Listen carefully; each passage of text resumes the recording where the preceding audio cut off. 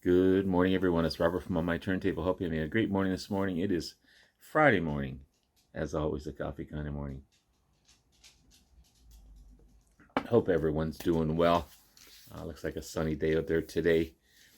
As the title suggests, this is going to be another Which Album is Better? And I've chosen two pretty decent heavyweight albums. I wouldn't I wouldn't compare them equal as far as similar styles, but very close for sure. This is Grand Funk. We're an American band. One of my early childhood favorites. I mean, this was pretty close to some of the first albums I ever bought. This was included in that. This is not the original, by the way. This is a remastered. You've got that classic finger 180 gram vinyl on this one. But yeah, beast of an album. Holds lots of memories.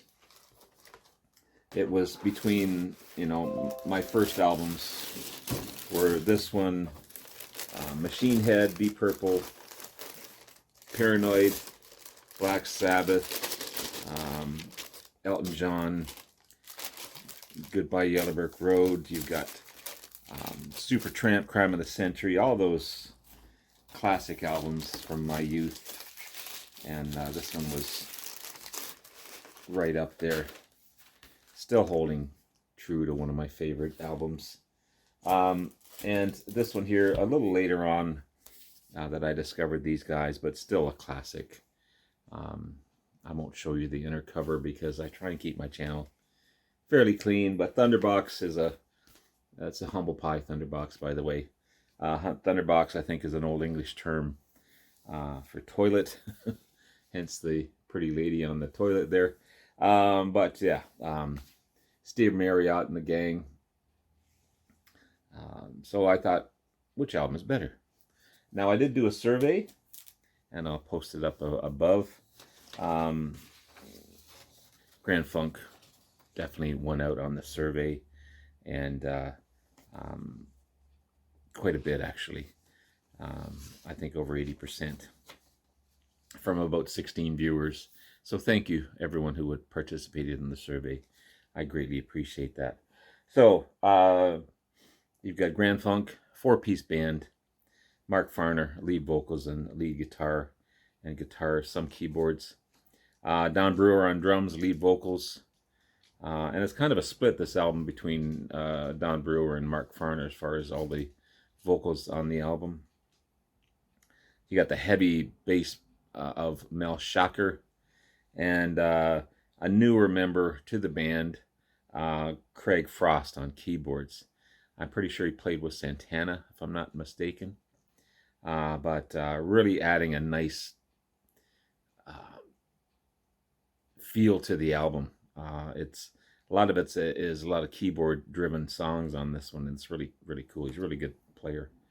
With Humble Pie, you've got a 4-piece band in the awesome and amazing Steve Marriott on guitars and lead vocals. Dave Clemson on guitar. Craig Ridley on bass and lead vocals on a couple of tracks, and Jerry Shirley on drums. So as far as the band, they're both 4-piece bands, with Steve Marriott taking on all the vocals except for a couple of tracks, with Humble Pie, Thunderbox, and Grand Funk, kind of a split between Mark Farner and Don Brewer. Mark Farner has a higher vocal range. Don Brewer's that deeper, bassier, but strong vocals from Don Brewer. So with We're an American Band, their 7th studio album, 1973 release. Thunderbox, the 7th studio album, 1974 release. With We're an American Band, so I'm Got something in my eye here. Trying not to sneeze as well. With We're an American Band, there's 8 tracks on the album, and with Thunderbox, there's 12 tracks. But only 5 of the tracks on Thunderbox are originals. There's the rest of the album is made up of covers. I mean, they do a fantastic job with these covers, but they're not original songs. So that kind of loses out right there, in my opinion, anyway. With Grand Funk We're an American Band, all written by Don Brewer or Mark Farner, and not a bad track on the album, for sure, on We're an American Band. There's some cool covers on Thunderbox, but they didn't have to do 12 on this one for sure.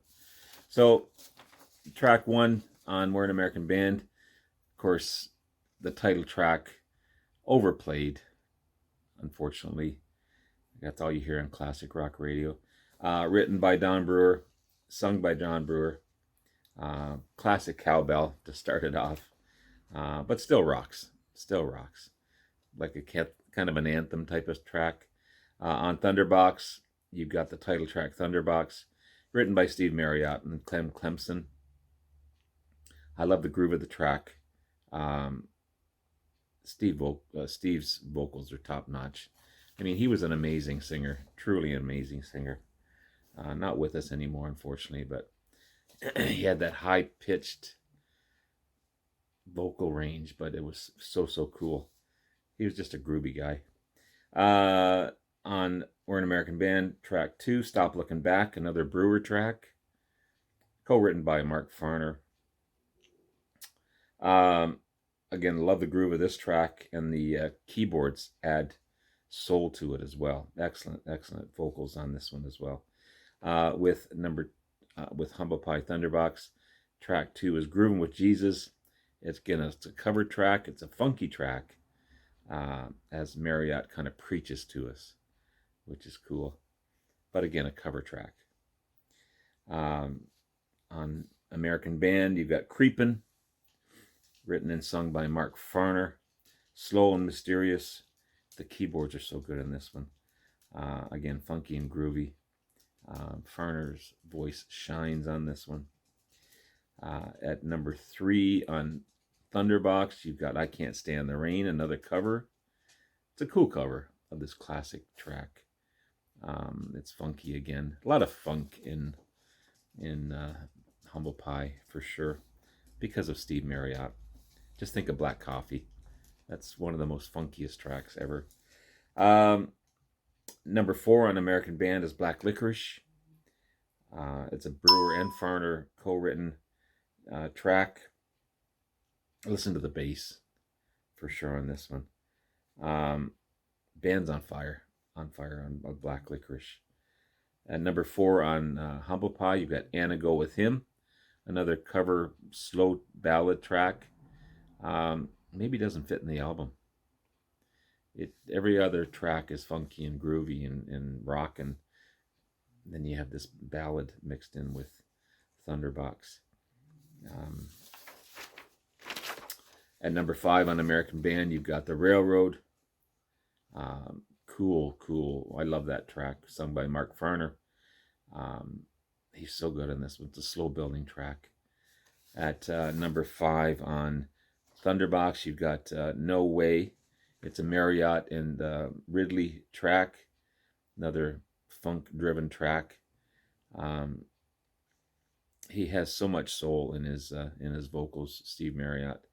It's amazing. At number 6 on American Band, you've got We're an American Band. You've got Ain't Got Nobody, co-written by Brewer and Farner, sung by Mark Farner.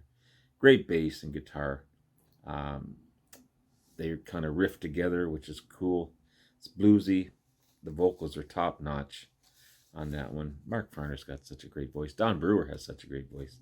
It's cool to see a drummer like that sing. Just unfortunate what happened to the band. They kind of shunned Mark Farner between Shocker and Brewer, but when they were in this moment, top notch. Number 6 on Humble Pie, Rally with Allie, written by the band, the whole band. Love the drum beat, the opening track of the drum beat. One of my favorites on the album for sure, Rally with Allie. Number 7 on American Band, you got Walk Like a Man, sung and written by Don Brewer. Down and Dirty track.